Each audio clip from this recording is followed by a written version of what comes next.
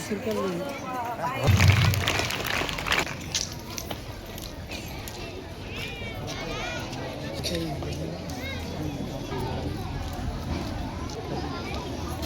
आहे, इकडे बघा समोर. एक मिनिट समोर.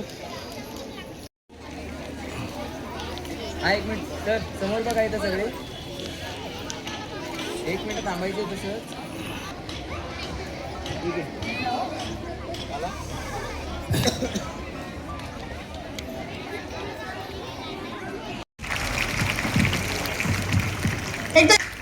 सावित्रीबाई फुले यांचं Stones were thrown at her. Questions were raised on her character. Yet she worked every day.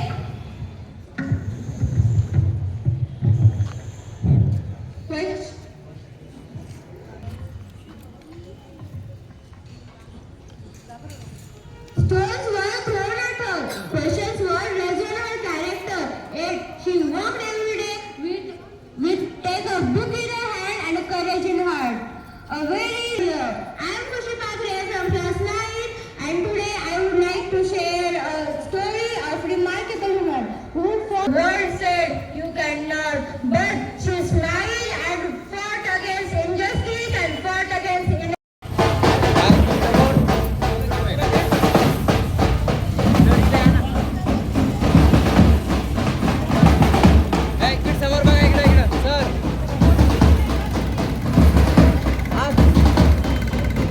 समोर बघा इथं.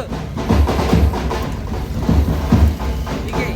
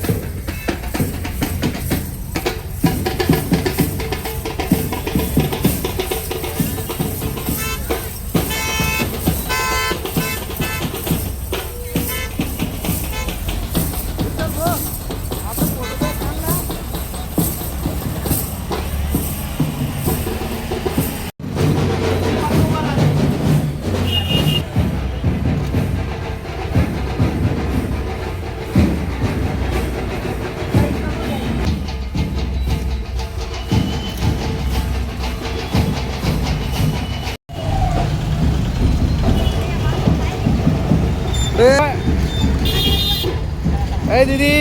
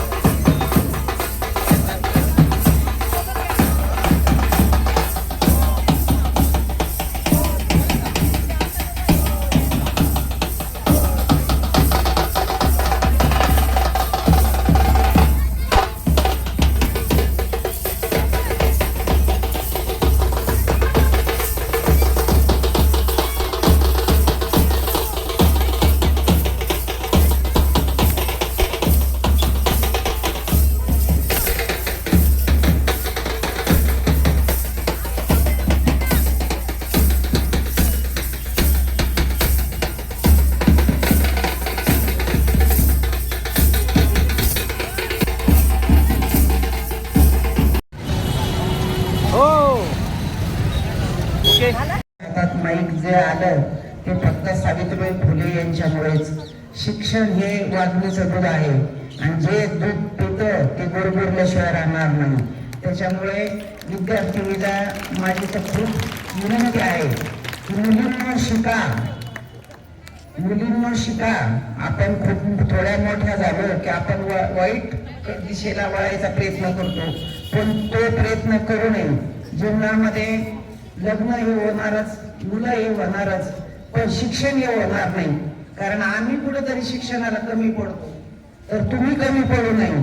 कोणत्याही क्षेत्रामध्ये धंदा करायचा असेल, व्यवसाय करायचा असेल, साधा भाजीपाला विकायचा असेल तरी त्यालाही शिक्षणच लागतं. म्हणून विद्यार्थी असतील यांनी शिकलं पाहिजे. आपण म्हणतो मुलीचं प्रमाण कमी झालं, असं काही नाही. मुलीचं प्रमाण भरपूर आहे, पण क्वालिटीला महत्व आहे. जो विद्यार्थी नवरदेव क्वालिटीचा आहे त्याला मुली भरपूर आहे. तर मुलांनी सुद्धा याचा कुठंतरी अभ्यास केला पाहिजे की आपण शिकलो पाहिजे. शिक्षणाशिवाय काहीच नाही. शिकलं तरच आपण शिकाल तर जगाल. आता परिस्थिती अशी आहे, उद्योगधंद्यामध्ये सुद्धा शिक्षणच लागतं आणि शेती करायला सुद्धा शिक्षणच लागतं. म्हणून जो वसा आपल्याला सावित्रीबाई फुले यांनी दिला तो वसा आपण सर्वांनी पुढे चालू ठेवला पाहिजे आणि शिक्षण घेतलं पाहिजे. कारण स्त्रीसाठी जे बहिणी एवढी मरमर केली आणि खरोखर आज त्याच बळावर स्त्री स्वतःच्या पायावर सक्षम उभा आहे. सर्व क्षेत्रामध्ये महिला आज काम करत आहे. राजकीय क्षेत्र असेल, व्यवसाय असेल, शिक्षण असेल, शिक्षिका असतील, डॉक्टर, इंजिनियर असतील, तर ह्या महिला फक्त सावित्रीबाई फुलेमुळेच घडल्या यात सांगणं काही वावगं नाही. म्हणून सर्वांनी शिका. विद्यार्थ्यांनी खूप याचं मार्गदर्शन घ्यावं, शिक्षण शिकावं एवढंच म्हणते आणि सावित्रीबाई फुलेंना विनम्र वादन करते. थांबते. धन्यवाद. वर्षीप्रमाणे याही वर्षी सावित्रीबाई फुले जयंती रॅलीचा कार्यक्रम अक्षरज्योती विद्यालय व अक्षरज्योती इंग्लिश स्कूल भोकरदन तर्फे काढण्यात आला आणि तो उत्साहात संपन्न झाला. आजच्या गेल्या काही वर्षापासून आम्ही या रॅलीचं आयोजन करतोय. शिक्षण जागृती या रॅलीचा मुख्य उद्देश आहे. तसंच मुलींनी शिक्षणाच्या प्रवाहात यावं हा या रॅलीमागचा उद्देश आहे. आणि सावित्रीबाई फुले जयंतीचा कार्यक्रम आम्ही असाच खूप जोशामध्ये भोकरदन शहरामध्ये साजरा करत असतो. आजच्या याही वेळी आणि बऱ्याच वेळी माननीय राज्यमंत्री रावसाहेब पाटील दानवे यांच्या सुविद्य पत्नी निर्मलाताई पाटील दानवे याही रॅलीमध्ये सहभागी असतात. तसेच शोभाताई मतकर याही रॅलीमध्ये सहभागी होत्या. तसेच माजी नगराध्यक्षा आशाताई माळी याही रॅलीमध्ये सहभागी होत्या. यांचे सर्वांचे मी मनपूर्वक आभार मानतो. तसेच संपूर्ण पोलीस प्रशासनाने आम्हाला जे सहकार्य दरवर्षी करतात त्याबद्दल मी त्यांचं शतशः खूप ऋणी आहे. संस्थेतर्फे आणि शाळेतर्फे मी पोलीस प्रशासनाचे पण खूप आभार मानतो. रॅलीचं वैशिष्ट्य आम्ही गेल्या 13 वर्षापासून ही रॅली काढत आहोत आणि भोकरदनकरांचा चांगला प्रतिसाद आम्हाला मिळतो. त्याबद्दल सर्व भोकरदन शहरवासियांचे पण खूप धन्यवाद. या प्रसंगी आम्ही विविध क्षेत्रातील जे महिला ज्यांनी आपला ठसा उमटवला आहे अशा व्यक्तींचा आज आम्ही शाळेतर्फे सत्कार करून गौरवण्यात आले आहे. डॉक्टर सौ शुभांगी इंगळे स्त्रीरोग तज्ज्ञ आहेत. डॉक्टर सौ रेश्मा चौधरी आरोग्य अधिकारी आहेत. सविता देशमुख कृषी सहाय्यक आहेत पंचायत समितीला. तसेच पोलीस प्रशासनातील कल्पनाताई पवार, जयश्रीताई कोहिरे, दीपालीताई सपकाळ आणि सीमाताई देठे यांचाही या प्रसंगी सत्कार करण्यात आला.